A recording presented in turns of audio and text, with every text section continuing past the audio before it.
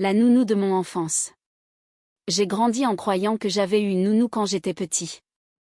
Pas une nounou ordinaire, bien sûr, mais une femme appelée Donna Celina, qui s'occupait de moi quand mes parents travaillaient le soir. Je me souvenais toujours d'elle comme d'une vieille femme silencieuse, les cheveux en chignon et portant une robe bleue délavée. Elle avait des mains fines et glacées, et une habitude étrange, rester immobile, à m'observer depuis l'embrasure de la porte, comme si elle attendait que je m'endorme pour pouvoir partir. Ces souvenirs étaient si vifs que je ne les avais jamais remis en question. Je me souvenais même de sa voix basse, rauque, comme si elle était toujours fatiguée. Elle me racontait des histoires bizarres avant que je dorme. Des histoires sur des enfants qui désobéissaient et qui étaient emportés par des choses qui descendaient du plafond. À l'époque, je pensais que c'était juste une méthode étrange pour m'obliger à dormir. En grandissant, j'ai simplement accepté que certains adultes aient des façons d'éduquer, particulières. Je n'ai réalisé que quelque chose n'allait pas des années plus tard, quand mon cousin, en nettoyant une boîte de vieilles photos, m'a montré une image de notre salon, prise quand j'avais environ 5 ans. On me voyait assis par terre, un jouet à la main. Et derrière moi, en arrière-plan, elle était là. Donna Celina. La robe bleue. Le chignon serré. La posture droite, rigide. Les mains croisées. J'ai gelé sur place. Le problème, c'est que la photo était déchirée exactement à la hauteur du visage des adultes. On ne voyait que mon visage, et le bas de son corps. J'ai demandé à ma mère ce que c'était, et elle m'a dit que c'était probablement une employée de l'immeuble qui s'était retrouvée sur la photo par accident. Mais moi, je savais que non. Cette idée m'a obsédée pendant des mois, jusqu'au jour où j'ai décidé de demander directement. Maman, qui était Donna Celina? Tu te souviens d'elle? Qui? Ma nounou. Celle avec la robe bleue. Mon fils, tu n'as jamais eu de nounou. J'ai ri, pensant qu'elle plaisantait. Mais ma mère était sérieuse d'une manière qui m'a retourné l'estomac. Je lui ai expliqué en détail. Tout ce dont je me souvenais. Les vêtements. Les histoires. La manière dont elle restait immobile. Les murmures. Sa présence constante, la nuit. Et ma mère secouait la tête, de plus en plus tendue. Finalement, elle a dit.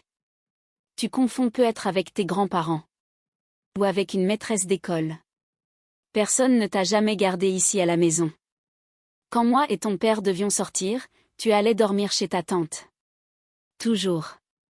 Je n'ai rien répondu. J'ai pensé que ma mémoire me jouait des tours. Les enfants mélangent des choses, non?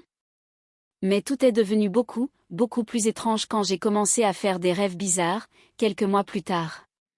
Dans le premier, j'étais allongée dans mon lit d'enfant. Et, comme toujours, quelqu'un se tenait dans l'encadrement de la porte.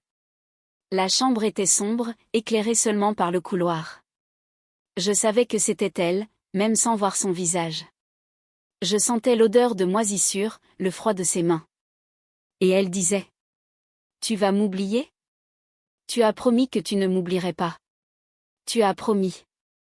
Je me suis réveillée en tremblant. Je me suis convaincue toute la journée que c'était juste l'influence de souvenirs confus. Mais d'autres rêves sont venus. Et ils sont devenus de moins en moins, des rêves, et de plus en plus des expériences réelles. Dans le troisième, je me suis réveillée dans le rêve, assis sur mon lit, et j'ai vu quelque chose au plafond. Pas une figure complète, mais un contour suspendu, tordu, comme une personne agrippée aux poutres. Et une voix, la même que toujours. Les enfants qui ne dorment pas, sont emportés par le plafond. Tu te souviens? Je te l'ai appris. Je me réveillais toujours en sueur, le cœur battant à toute vitesse. La goutte d'eau est arrivée quand j'ai trouvé une autre photo. Dans un vieil album chez ma tante, pendant un barbecue de famille. En feuilletant, je suis tombée sur une photo où j'étais dans les bras de mon père. En arrière-plan, flou, mais indéniable, elle était encore là. La même robe. La même posture. Les mêmes mains croisées. Je l'ai montrée à ma tante, paniquée. C'est qui, cette femme? Quelle femme? Celle-ci, dans le coin. Mais, il n'y a personne, Arthur. Quand j'ai regardé à nouveau, la silhouette avait disparu. La photo était parfaitement normale. Ce n'était pas un défaut d'impression, ce n'était pas possible, je l'avais vue. Je l'avais reconnue. Mon corps l'avait reconnue. Depuis ce jour, j'ai senti qu'elle était proche. Comme si quelque chose s'était réveillé. Comme si raviver ses souvenirs avait ouvert une porte. Et puis, il y a 2 semaines, le pire est arrivé. Je dormais quand je me suis réveillée en sentant quelque chose de glacé toucher mon bras. J'ai ouvert les yeux lentement, croyant que j'avais laissé la fenêtre ouverte. Et elle était là. Debout. À côté de mon lit. La même robe bleue, encore plus usée. La même posture. Mais, cette fois, je voyais son visage. Et je jure que ce visage n'était pas humain. On aurait dit une poupée ancienne, en porcelaine fissurée, sans expression, avec des yeux si profonds qu'ils ressemblaient à des trous. Sa bouche était ouverte, comme si elle essayait d'imiter un sourire. Elle a posé sa main sur mon épaule et a dit, d'une voix rauque, traînante. « Tu as grandi. Mais tu as encore besoin de moi. Je me suis occupée de toi toute ta vie, même quand tu m'as oublié. Je ne pouvais pas bouger. Ni crier. Ni respirer. » Elle s'est penchée au-dessus de moi, si près que j'ai senti une odeur de terre humide, et elle a murmuré. « Je n'ai jamais été ta nounou. Je t'attendais juste. Et maintenant que tu me vois à nouveau, je peux enfin entrer. » Je me suis évanouie. Quand je me suis réveillée, c'était le matin. Tout était en place dans la maison. Sauf une chose, sur le cadre de la porte de ma chambre, il y avait des marques de petites mains. Des traces de saleté. Comme si quelqu'un était resté là, immobile, pendant très, très longtemps. Et le pire ? Depuis ce jour, chaque nuit, quand je vais dormir, je sens quelqu'un debout dans l'embrasure. Et maintenant je sais que ce n'est pas un faux souvenir. Ni un traumatisme. Ni une invention d'enfant. C'est elle. Donna Celina. Ou ce que qu'elle a été, en se faisant passer pour ma nounou. Elle attend. Parce que, quoi qu'elle soit, elle a toujours été avec moi. Et maintenant que je l'ai remarqué, elle ne partira plus jamais. L'appartement du 7e étage. Je me suis installée dans un immeuble relativement ancien dans le sud de la ville. C'était bon marché, silencieux, bien situé. Le genre d'occasion qu'on saisit sans trop réfléchir. L'immeuble avait 8 étages, 2 appartements par étage, des couloirs étroits et une odeur permanente de produits nettoyants mélangés à la moisissure typique des vieilles constructions. Au 5e jour de mon installation, alors que j'attendais l'ascenseur, il s'est passé quelque chose que je n'ai jamais pu expliquer. J'étais au rez-de-chaussée, regardant le panneau de l'ascenseur lorsque je remarquai quelque chose d'étrange, en plus des boutons normaux 1 à 8, il y avait un bouton supplémentaire. Petit, presque caché, sans éclairage, avec un numéro gravé à la main, comme si quelqu'un l'avait griffonné avec un cutter. 7B. Je trouvais ça bizarre tout de suite. Il n'y avait pas de B à un autre étage, ni d'appartement avec cette désignation. Tous étaient 701, 702, 801, 802, et ainsi de suite. Je pensais que c'était un défaut du panneau. Ou une blague. Mais tandis que je fixais ce bouton improvisé, l'ascenseur arriva. Je suis entrée.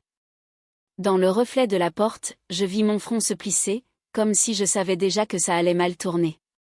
Je regardai le panneau quelques secondes de plus. Et puis, je l'ai appuyé. Je ne sais pas pourquoi. Je l'ai juste appuyé. L'ascenseur ne bougea pas immédiatement. Il trembla. Les lumières clignotèrent 1, 2, 3 fois. Un clic sec résonna à l'intérieur, comme si quelque chose s'était déconnecté. Puis, enfin, il commença à monter. Mais l'écran numérique n'affichait aucun numéro. Il resta complètement éteint. On aurait dit que j'allais à un étage qui n'existait pas dans le système. Quand la porte s'ouvrit, je remarquai immédiatement 2 choses. L'étage était beaucoup plus sombre qu'il ne devrait l'être. Le couloir était beaucoup plus long que n'importe quel autre étage. Mon cœur était déjà mal à l'aise, mais la sensation que j'éprouvais n'était pas exactement de la peur, c'était comme si j'envahissais un endroit où nous ne devrions pas exister en même temps. Le couloir avait une texture étrange, presque comme un vieux papier peint qui se décollait. L'éclairage était faible, provenant de lampes fluorescentes qui vacillaient comme si elles allaient s'éteindre. Au bout du couloir, il y avait une porte. Une seule. Unique. En métal. Grise. Sans numéro. Mais, peint à la main avec une peinture jaune déjà décolorée, il y avait écrit 7B. J'aurais dû faire demi-tour.